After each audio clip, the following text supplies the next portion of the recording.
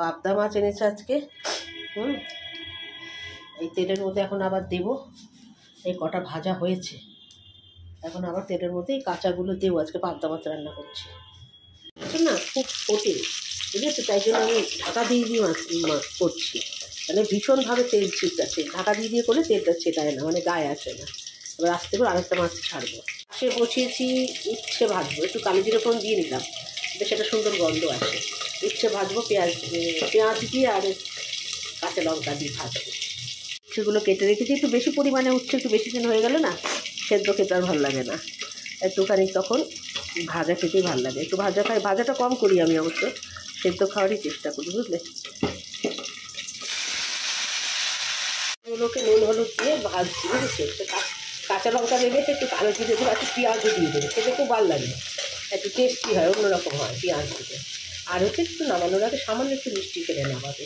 চেষ্টা করবে যে কোনো রান্নায় গুড় ইউজ করতে, চিনি না। চিনিকে হোয়াইট পয়জন বলে, চিনি ইউজ করবে না। আমি সবসময় গুড় ইউজ করি। মাছগুলো অনেক বড় ছিল বলে একটু সিঙ্গেল করে ভাজছিলাম।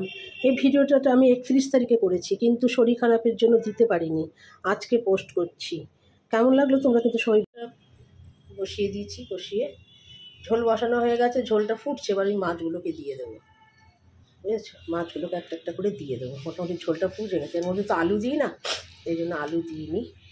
এর মধ্যে আমার ছেলে আবার দুখানা মাছ ভাজা খেয়ে নিয়েছে, ওর এত ভালো লাগে মাছ ভাজা খেতে। ঝোলের মাছ খাবে না, মাছ ভাজা খাবে বুঝলেন, ঝোলের মাছ খাবে না। তা আমিও দিয়ে ওকে যেরকম ভালোবাসে সেরকমই দিই।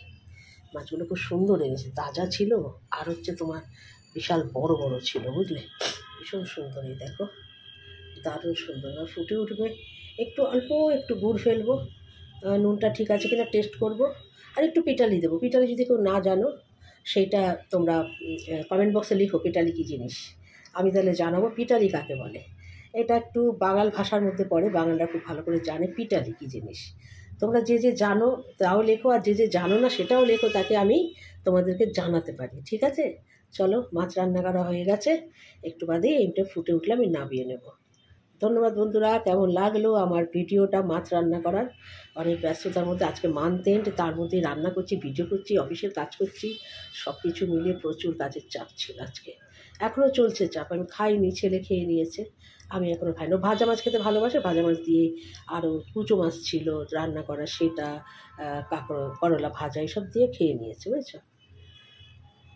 মাছ রান্না হয়ে গেছে, বড় বড় মাছের পিস তো, এই জন্য আমার রাখার জন্য একটুখানি একটা স্টিলের কড়াই ছিল, ওইটার মধ্যে রাখলাম বুঝেছো, রাখার জায়গার অসুবিধা হয় অনেক বড় মাছগুলো। এবার খাবো বুঝেছো, সাজাই নিয়ে। এই যে উচ্ছে ভাজা, আর কালকের একটু কুচো মাছ ছিল, কুচো মাছ বাটি চচ্চড়ি করেছিলাম। এটা ব্রাউন রাইস খাই, একটু লালচে লালচে দেখতে ভাতগুলো। আর এই যে আমার পাবদা মাছ, জানি না দুটো নিয়েছি খাওয়ার ইচ্ছাতে, দুটো খেতে পারবো কিনা জানি না বুঝছো, দেখি কীরকম খেতে হয়। আর এই যে নুন, কিন্তু নুনটা দেখো আমি কিন্তু লাল নুন খাই, দেখেছো নুনটা শেষ এসছে। নুনের কালারটা দেখো পুরো সাদা না, একটু লালচে কালার, এই ধরনের নুন কিন্তু খাবে। লালচে কালারের রক সল্ট কিংবা